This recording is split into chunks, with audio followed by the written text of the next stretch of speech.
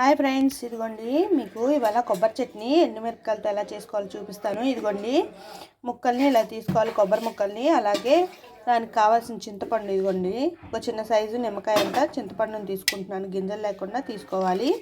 ఇదిగోండి అలాగే ఎండుమిరపకాయలు కూడా తీసుకోవాలి. మనం పచ్చిమిరపకాయలతో కాదు ఫ్రెండ్స్, ఎండుమిరపకాయలతో తొడియాలు తీసేసి పక్కన పెట్టుకోండి.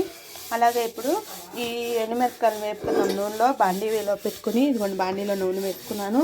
అలాగే వేడెక్కిన తర్వాత ఎండుమిరపకాయలు వేపుకుందాం. మనం ఇదిగోండి నూనెలో వేసుకుని వేపుకోవాలి.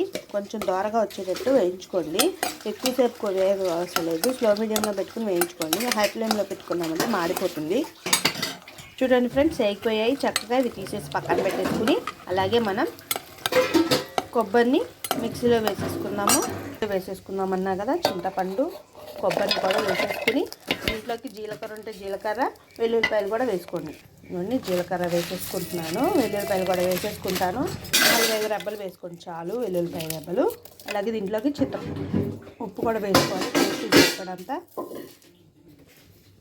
ఇప్పుడు మిక్సీ పట్టేసుకోండి మెత్తగా. ఫ్రెండ్స్, ఇలా కచ్చాబచ్చాగా వచ్చినప్పుడు కొంచెం వాటర్ పోసుకుని మళ్ళీ మిక్సీ పట్టేసుకుందాం. మెత్తగా అయిపోయింది చూడండి ఫ్రెండ్స్. ఇప్పుడు తాలింపు వేసుకోవడానికి బాండీలో ఇందాక ఎండుమిరపకాయలు వేసుకున్నాం కదా, ఆ నూనెలోనే తాలింపు వేసేసుకుందాం.